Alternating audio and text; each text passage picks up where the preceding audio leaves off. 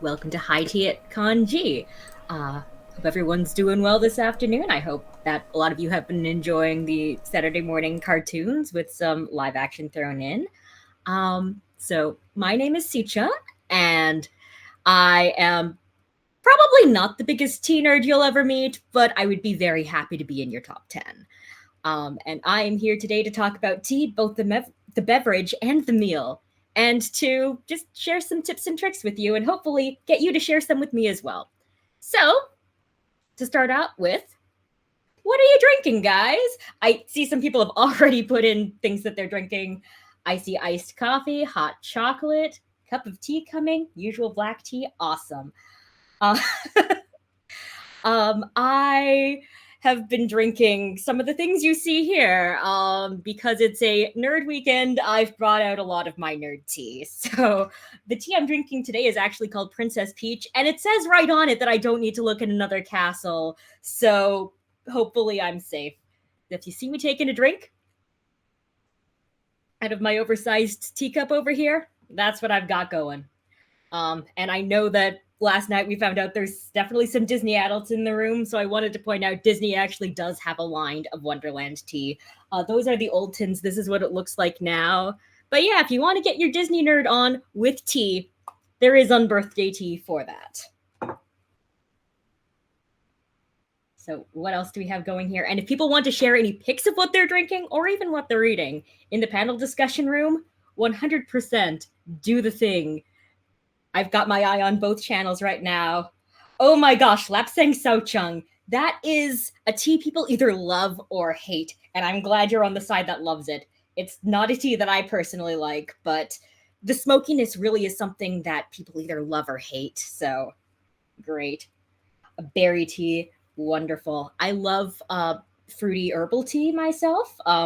Usually my tea routine is a black tea in the morning and then herbal and rooibos at night, and something else in the middle of the day. Maybe I'll re-steep the black tea I had that morning. Maybe I'll make myself a green or white or oolong.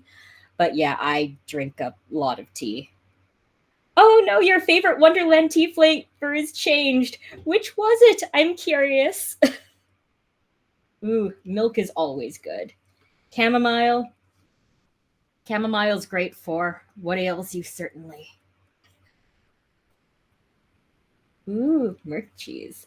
I actually will say, I've posted a link in the Discord for a place, well, a folder containing some places to give recs as well as some recipes. So if you want to share any places to get tea, then or to share tea recs, please go in there and leave your recs. It is currently set to anyone can comment so that you can't accidentally delete the entire thing, but you can leave yours, and I will be glad to go and accept all the recommended changes as we go through at the end of this panel and going forward from there. So let's get going. So talking about tea, we're actually going to start with tea as in the meal. So here's some of the things I've eaten over the past week, and actually later on, I'm going to go into what goes into each of these.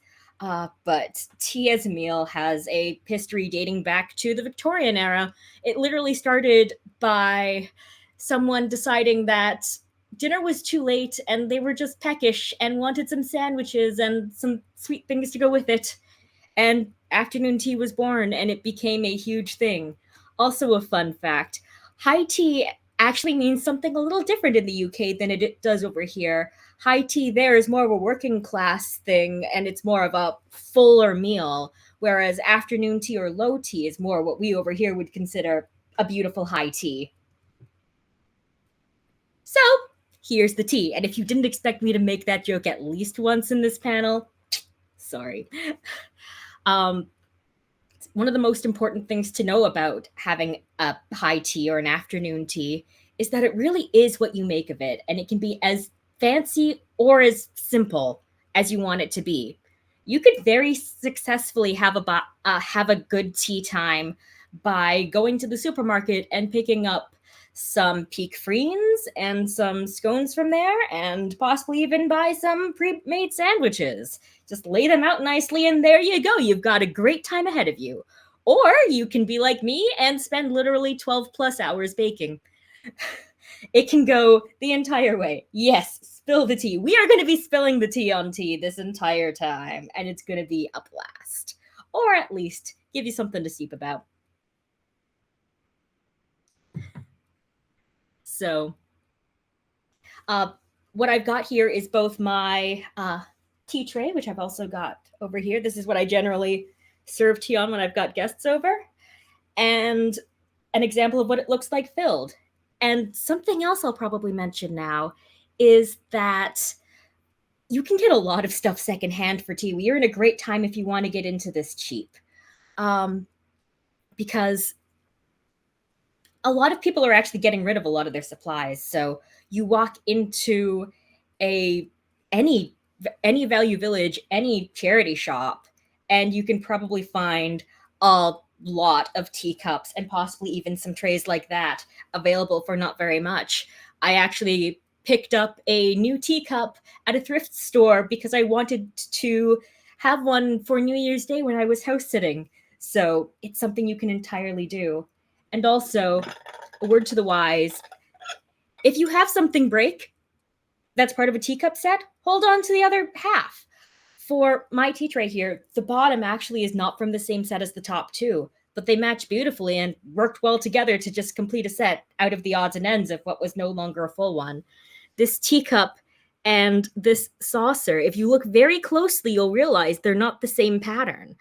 They actually were originally different sets, but together they look beautiful and so complementary that you would never know that they started their lives as individual units.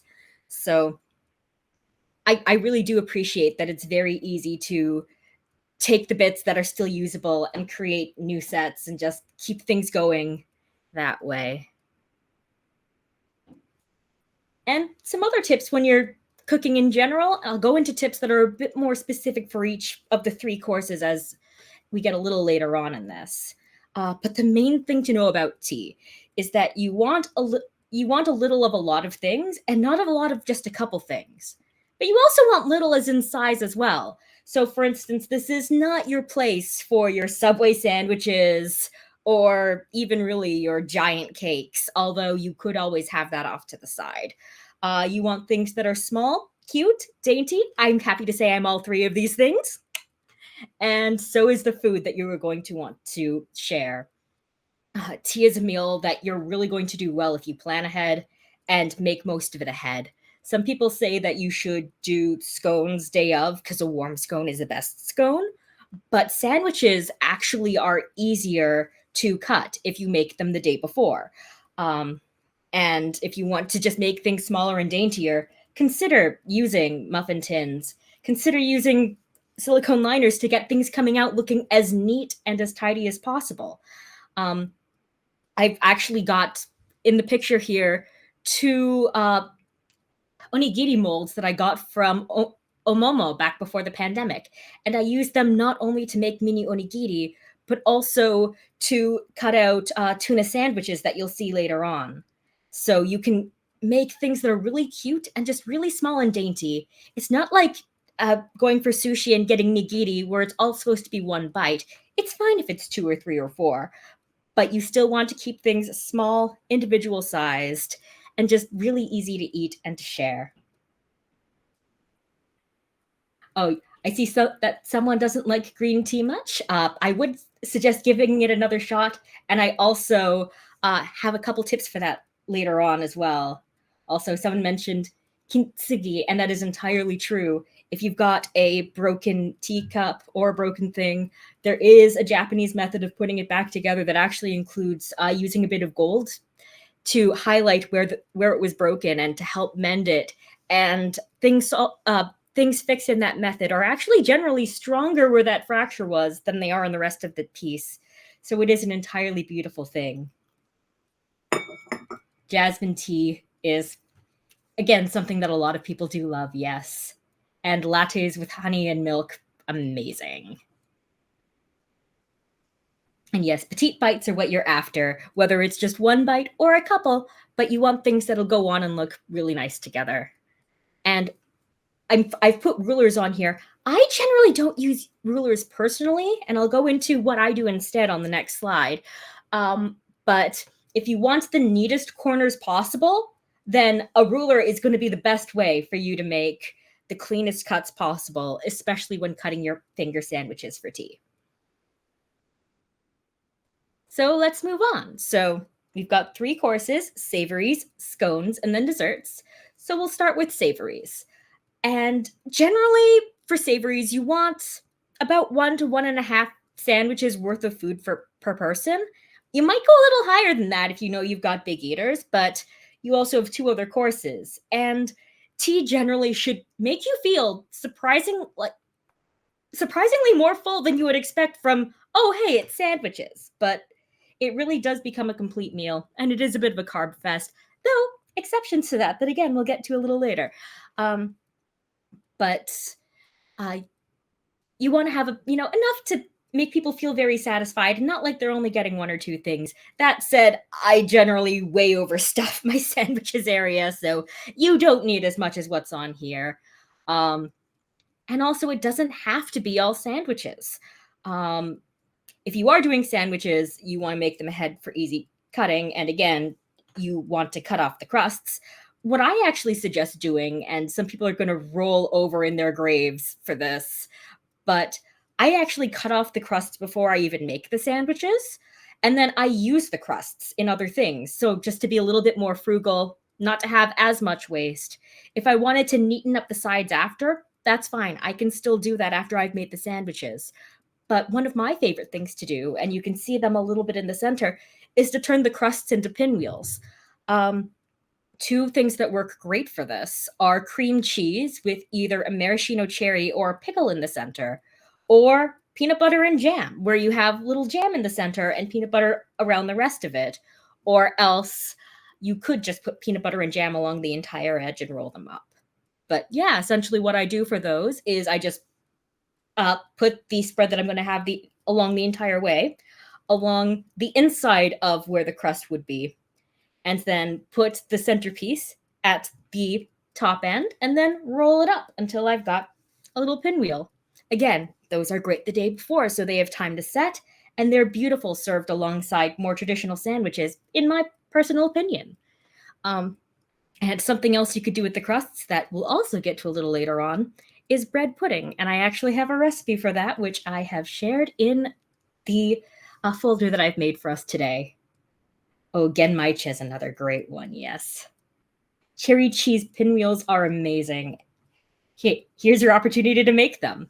Just one suggestion is, if you're using any kind of cherry or pickle or anything else that comes in liquid, be sure to blot it and just make sure that it's not going to be too juicy before you do it, especially making it in advance. That way you don't get the bleed from all the juice, and it's just going to be a little bit of a nicer consistency. And as I've said, don't have to be all sandwiches either. If people have suggestions, feel free to leave them in either the Discord chat or the Twitch chat, or in the document for sharing Rex. But I know I like doing mini omelets. I didn't this time, but you could do mini sausage rolls. And you could actually go out and buy a lot of things. Like, you could go to M&M meat shops and just buy some of their packs of frozen party food, pretty much. And so long as they're the little ones, they will look right at home. And I've actually literally gotten a mini sausage roll at a very, very nice tea house. And something else I'll mention now, I should have mentioned a little earlier, is that, yeah, I would definitely suggest going and getting tea out somewhere if you haven't before. It is a bit of a splurge, and that's just because of the sheer amount of stuff that goes into it. As I mentioned, it took me 12 hours to bake just what I wanted to bake and make for this. And even sandwiches, you may be going, it's just sandwiches. How long will that take? Trust me, I've been there. 2 hours later at 1 a.m., I was still going. So just keep in mind, it takes a lot of time to put a tea together, but the end result is always so worth it. Mini sausage rolls are the cutest and so tasty, you are right. And I see someone actually got converted to tea at Kanji. Amazing. Welcome to the fold. Tiny cookies are amazing. And so are scones, both big and small. Scones can be sweet or savory or just plain. And in England, especially, there is a big debate over whether on your scone you put the jam first or you put the cream first. This actually has to do with the history of two different parts of England who have very different traditions and will absolutely hate if you do it the other way. So there is no winning that one. Honestly, half the time I don't use anything with the ones that I bake because I find that they are sweet and pleasant enough without. But that's also because scones in North America are actually different than scones in the UK. And we have a go-to scone recipe. Amazing. Um, but yes, British scones are more like tea biscuits. So if you're hoping to make scones from scratch and you don't know where to begin, if you have Bisquick, you could literally make up some tea biscuits. Use them as your scones, especially if you do have some jam and cream, and it would go fine. When I say cream here, generally it's clotted cream that's served or double cream. There are some hacks for making your own at home, though it won't quite be the same. I actually have found in supermarkets British clotted cream and such. Longo's, which is actually within walking distance of me, has it. I was shocked to see it. If you have a British store near you, they probably also have some kind of clotted or double cream as well. Grating frozen butter is a great trick to making good scones. And yes, I've got a recipe for my favorite scones, which are mini lemon, cranberry, and white chocolate scones. And I've got a QR code to the folder that I keep on mentioning on the next slide. So those of you with cell phones can get right in there. So we've talked about savory and scones. Now we're on to desserts. So more than anything else, desserts you can make ahead and freeze. So I talked about plan ahead, make ahead. This is also a great place to use up any of your leftover holiday baking, anything that you've had that just needs a place to go, put it on your tea and the dessert thing, especially if it's a nice small thing, which again fits right in with those Christmas cookies. And if you're baking it for a tea and you've got a whole lot and you're only going to be using 4 or 5, again, freeze them for later. It's a great way to give things to friends. I know there's an event happening a couple days after my birthday, and I am celebrating because that means I can pretty much make whatever I want for my birthday tea because I make a high tea for my birthday every year, and I know where all the rest of it is going to go, and people will be very, very happy to eat what doesn't get eaten on my day. And one of the things that I like doing is bread pudding, uh, especially if I do individual ones. And I use, again, silicone liners because I find taking bread pudding out of a container is not always the neatest, but the silicone liners, they slide right out of them no problem. And again, you're using up the leftovers. So, especially if you are cutting out pieces to make shaped sandwiches, you're not going to be able to do much with the leftover bread from that. But you absolutely can throw it in your bread pudding. Also, if you're making sandwiches, you're going to have a lot of crusts that you maybe don't want to use. And if you're anything like my family, we usually end up with a lot of stale bread at the end of a couple weeks. And yeah, I just throw it all into the bread pudding.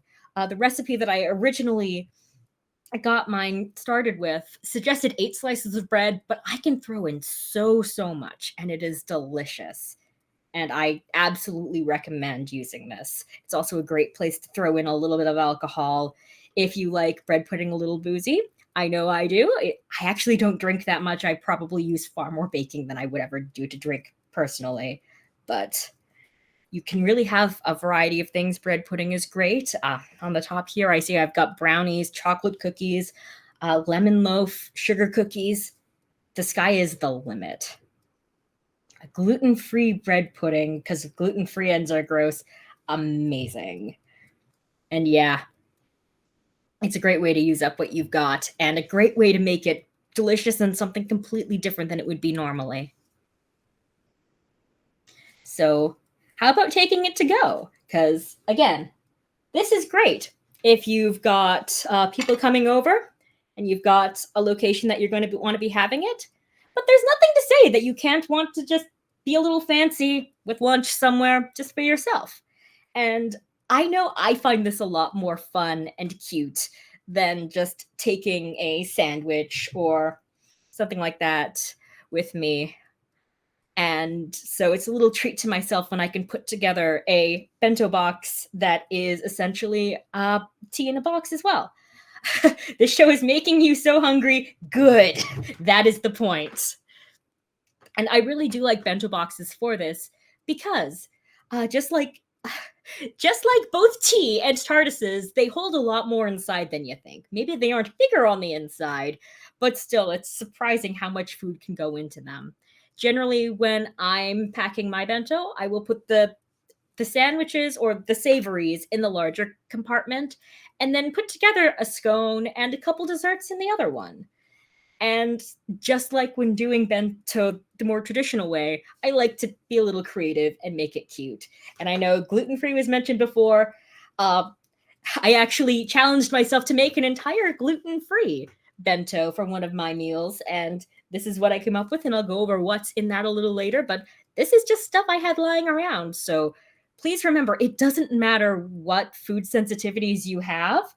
Um, there you can still make a tea that works for you because tea really is what you make of it. Same with sandwiches that you could use for tea. You can go as posh as you want, you can go as simple as you want. So it really is all about what you like and finding just different recipes and different combinations of things because you get a great variety with tea, and that's what makes it a lot more fun for me than just having a sandwich. Uh, but you also only really have to use one the same amount of bread. You're just spreading out what you're using it with. But yes, being creative is the fun part of it all. So, starting with some sample menus, this is the first one that I really ever made and one that I keep on coming back to. So, for the savories, I have cheese and apple sandwiches. Generally, a sharp cheddar is what I suggest to use here. And then I've got two different kinds of pinwheels with the crust. So, cream cheese and cherry and cream cheese and pickle. And this is really a cheese and apple theme all the way through. But the fact is, I'm still only using 2 slices of bread, technically 4 because I was making a bunch and used crusts from different bread here. But again, you really just have to use the same amount of bread. You're just changing out what you're using in the filling for one part versus another. And in fact, I added some jam to 2 of the cheese and apple sandwiches. I have a really nice raspberry jalapeno jam that I used. But you could try different flavors as well and just use the same amount of stuff as you would for a normal sandwich, but just elevate it a little bit, make it a little bit more fun, make it a little bit more fancy. Then I've just got a scone. I put the scone for all of these on the lid, so it has its own tier here. And then on the top for dessert, I actually put more of the same apple that I used for the filling, as well as a sugar cookie and date square, which are from my leftover holiday stash. So this is a kind of recipe that I keep on, or bento box that I keep on going back to and back to and back to because it's just the simplest Thai tea I can come up with that is good for me to take with me for a meal.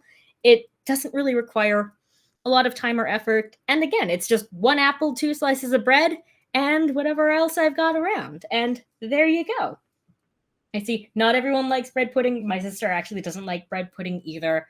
But if you love it, if you like it, then it's going to be a great way to use up your ends. And if you don't like it, you could actually try doing a savory version or just find another way to use your ends. I actually also make stuffing with them a lot. So there are other ways to use up your ends and crusts, definitely. So another one. This one I used the bread pudding that I've been talking about, and also a marzipan flour, which again, shaped using one of these. My savories were a cheese and apple chutney sandwiches, and tuna sandwiches, which again, these work really well for any kind of salad sandwich, like egg salad, salmon, tuna, chicken, because you can just cut out the bread with this and then put the filling in. So you're just essentially making it in a mold and then put the top on. And there you go. You've got a little perfectly designed sandwich for you to use. Then I also did mini quiches, which again, I made in my mini muffin tin and just cooked up in there. And that went very well. It was a very nice variety of things. A lot of these were actually uh, bits and pieces from other things that we'll get to a little later on. Then I've got a gluten-free scone for the middle thing, which is made of almond flour, because admittedly, almond flour is not a thing that everyone's going to have in their house, but we had a friend move a little while ago, and she asked if we wanted this because she was living with someone who was gluten-free at the time and wasn't anymore. So, hey, great way for us to do it. So another one. Savories this time were cheese and cucumber pinwheels, peanut butter and jam pinwheels, mini quiche tuna sandwich. Again, you can see I'm using the same things to make more than one meal, which works if you're doing it for multiple people, or if you want to just break it up over a couple days. Because one person, if you're not doing too much, you're not going to use an entire can of tuna at once, but you can just make 2 or 3 meals out of it, and it's great. And then I've got a scone again and some of my other frozen goodies. And we've got a note about what the prizes are coming up. So those of you who are interested in donating to Konji Kofi and supporting CAMH, there you go. A little bit of an idea of what you can get if you do that. Also, almond flour makes cupcakes tastier. I have not actually tried that, and I really should. I love baking, so I am going to keep that tip in mind. Though you do have to make sure that whoever you're baking for is not allergic to almonds. I actually know someone who has a sensitivity to them. I myself can't eat bananas, which is kind of sad, or avocados. No avocado toast for me. I'm a horrible millennial. And speaking of food sensitivities, gluten free. What a great way to what a great way to end our sample menus by showing one that high tea is generally a carb fest. So what do you do if you've got someone you want to make tea for and they can't have carbs? Or at least not the glutinous carbs of bread and anything with wheat and wheat byproducts. Yes, this does mean that this would be an entirely legal tea menu to have in Night Vale. So instead of doing stuff with bread, I actually made tuna onigiri. So sticky rice, it's called glutinous rice, but actually that's just because it is sticky. It doesn't actually have gluten in it. So when I make them, I generally mix together the tuna or whatever else I'm using with the rice itself. Usually also a bit of mayonnaise, a bit of green onion, sometimes furikake as well. Yes, do not kill your friends by accident and fear the wheat and wheat byproducts. Absolutely. And along with the onigiri, I went with some mini quiches and then cucumber and cream cheese sandwiches or rounds, because essentially, cucumbers actually make pretty good quote unquote bread for putting the cream cheese in between. And it's something that I've done as a snack for a very long time. And it works very well in one of these as well, especially since cucumber and cream cheese is what a lot of people probably think as the epitome of a tea sandwich. This actually, I was reading recently, came from the fact that cucumbers were originally considered a very high class ingredient because those in the lower class would want things in their gardens that would essentially be more hardy, would fill them up more. And cucumbers are quite the opposite. Kind of like if you were to just eat celery all the time, and celery apparently takes more calories to chew than it does to actually give you. So cucumbers and cream cheese are not going to fill you up as much as some of the other things you could grow are, like a good potato. But they are the quintessential sandwich for that reason, because they are something that can be that superfluous. So if you're taking that forward and wanting to include it in something like this, then by all means, just literally doing cucumber and cream cheese works very well, in my opinion.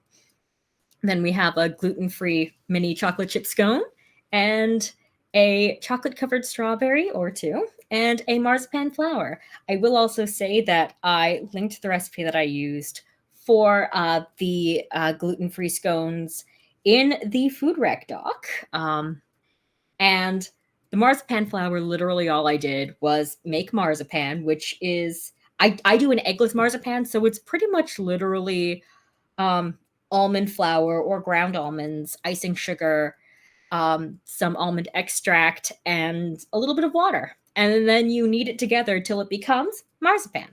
And then I added food coloring to make the little bit in the center. So, anyone else with any recs for food ideas for what they think would be good to go into a tea before we move on to talk about the beverage?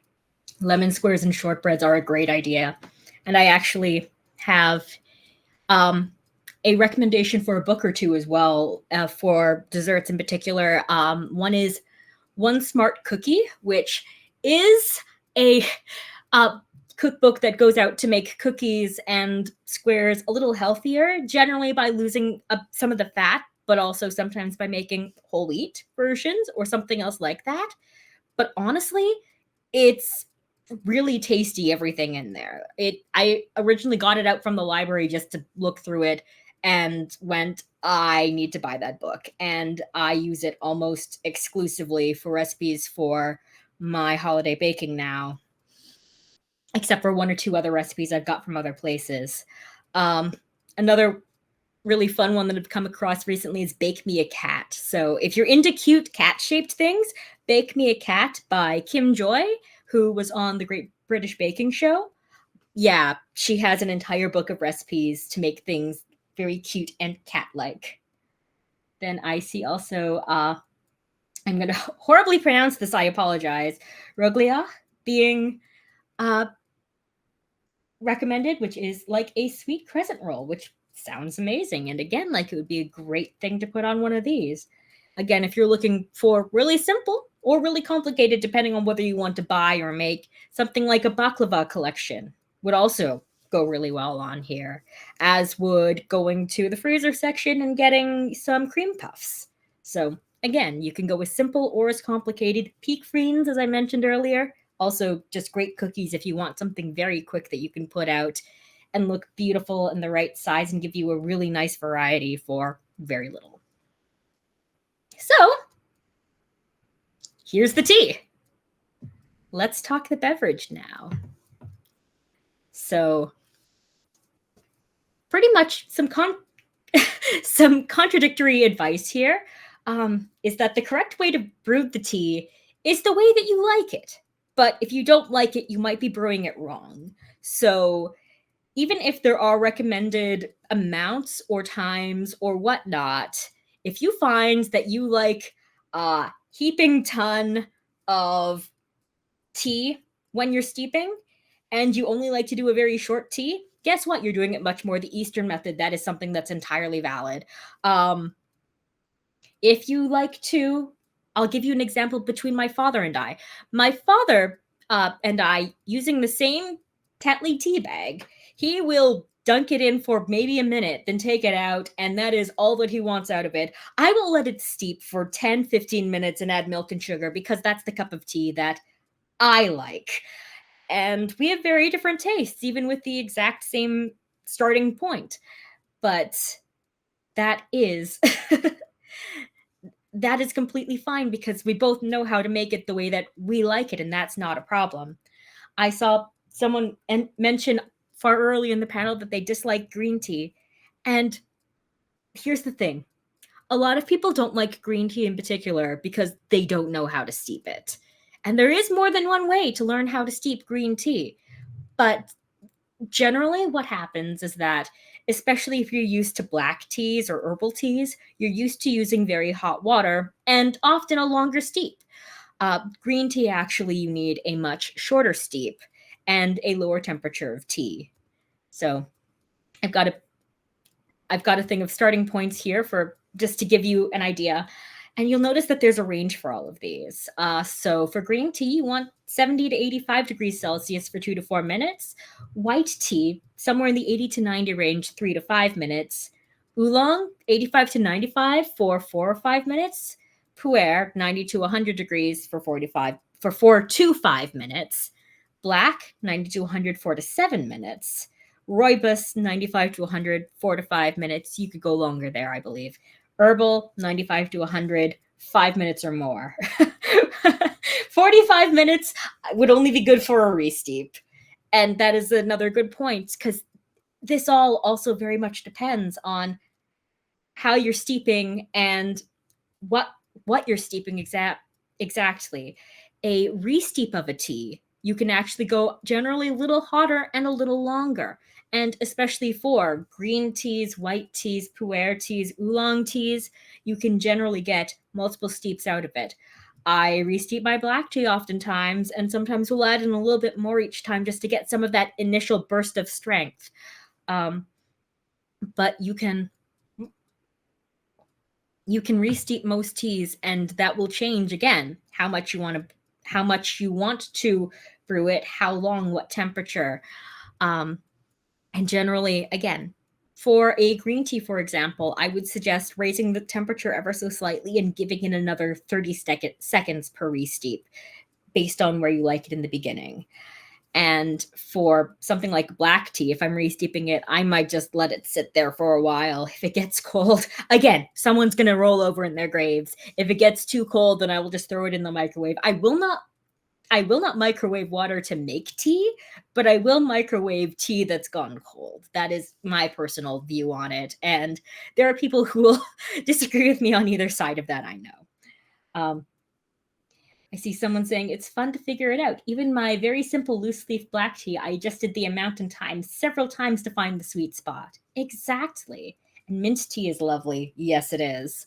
Generally, for any tea that I'm steeping, I start with about a teaspoon and a half, or a half tablespoon, because a tablespoon is 3 teaspoons. So 1.5 is perfect. And I just start from there. I start for a set amount of time and go from there. I'm actually very lucky in that my kettle has a temperature gauge on it, so I can always see what it is. It only boils on its own, and if your kettle is another one that only boils and doesn't have specific settings for different temperatures, then a good thing for you to do if you want something more at the green tea level, where again you want it considerably cooler, is to take the lid off and let it air out for a couple minutes, and that will help it get down to the temperature you want. If you want it faster, you can try adding an ice cube or a little bit of cool water at the beginning, but you still do run the risk of scalding a little bit because you're still pouring actual boiling water if it gets into uh, contact with your tea at all. Because essentially, that's what creates a lot of the unpleasant tastes with green tea, especially. If it tastes metallic or anything like that, then uh, either you have brewed it too long or you have brewed it too hot, and the tea is essentially just scalding a little bit.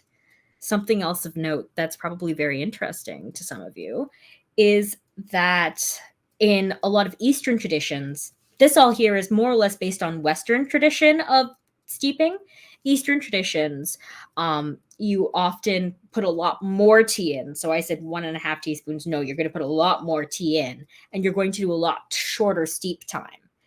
And they also generally do not drink the first steep. You actually start on the second steep what you're drinking. So by all means, re-steeping is something that is very much part of one way of drinking tea, even just having it in the first place. Anyone who has seen any gong fu, you'll notice that they actually do sacrifice it to the little figurine on their stand in order to get it going. How do we know if it tastes metallic? What would metallic tea taste like? You would know if you tasted it, trust me. It's not a very pleasant taste, and that is something that you want to avoid. Though if you do get something that tastes like it's oversteeped, often adding a bit of milk will help that, because milk will block the bitterness, which is part of the reason why we often drink coffee with milk, because coffee is a far more bitter beverage at base than tea is. Question about microwave tea. Evil? I don't think so. There are other people who would. And as a parent, if I didn't have a microwave, we would never have hot tea. Oh, as someone who has cared for an elderly relative, sometimes same, sometimes same.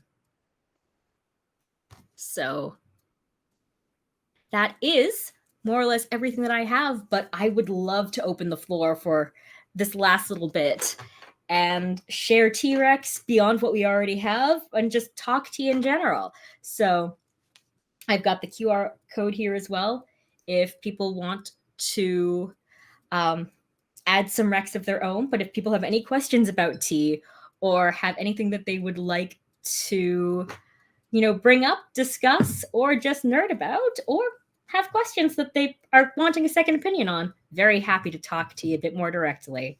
I will also just say, yep, it is a T-Rex. And I will also say, this is how I like to store my teacups, because that is probably something that, especially if you're getting into tea and collecting teacups, you may not think about at first. Doing it in stacks of 4 works very well. The saucers are actually underneath them. And essentially, the handle goes inside the next cup. So it becomes very, very strong, kind of like when you've got a cardboard box with all four parts of the lid crossing over. It's a very stable way of keeping them. And they're all just kind of mutually protecting each other. And it fits very nicely on top of the saucers. So it's a good size. You could have multiple stacks of them in a.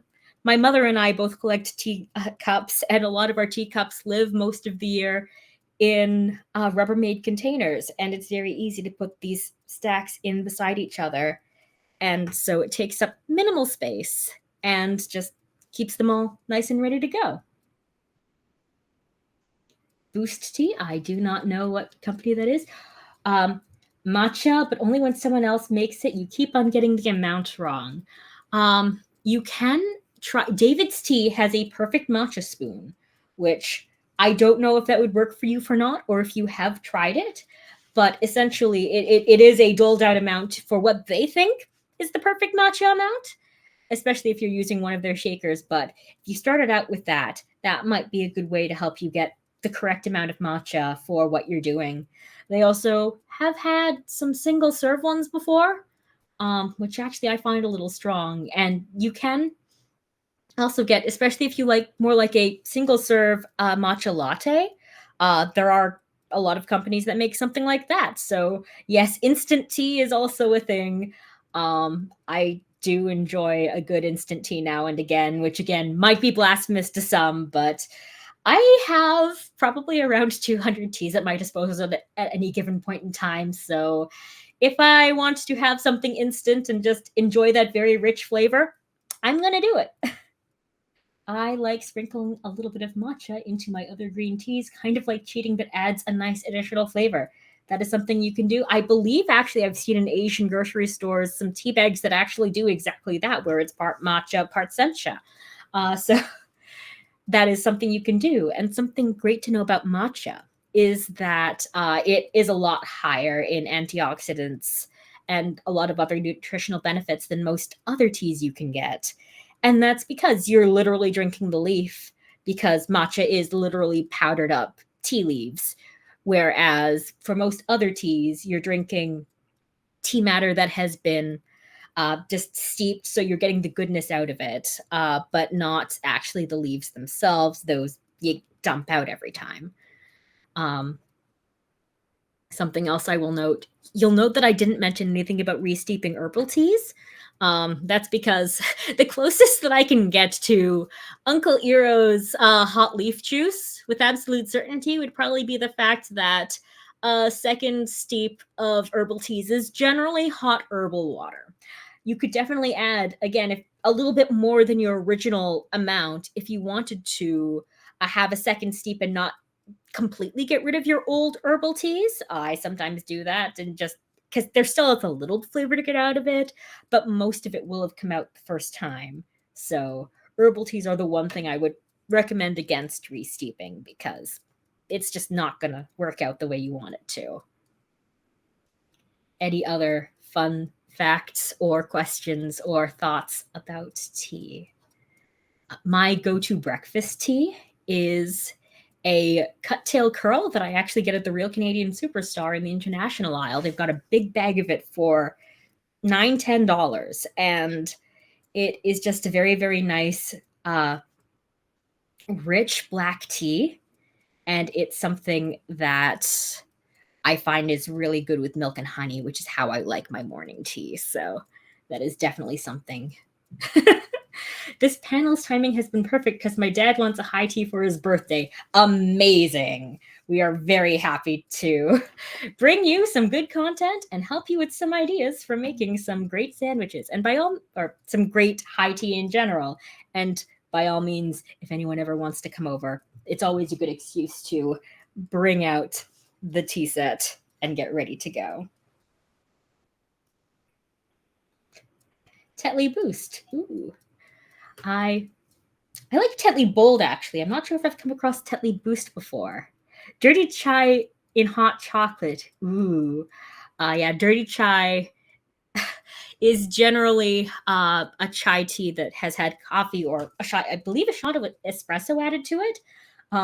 I can see how that would be good in hot chocolate, especially because, again, moving away from tea a little bit, but you often want to add a little bit of chocolate, or sorry, a little bit of coffee when you're making things that are chocolatey, because the coffee will actually bring out the flavor of the chocolate a bit more. Oh, it's one of their herbal ones. Okay, yes, they've got a bunch of different names for all of their herbal tea blends that they've been coming out with recently, so I can understand how Tetley Boost would be one of them, yes.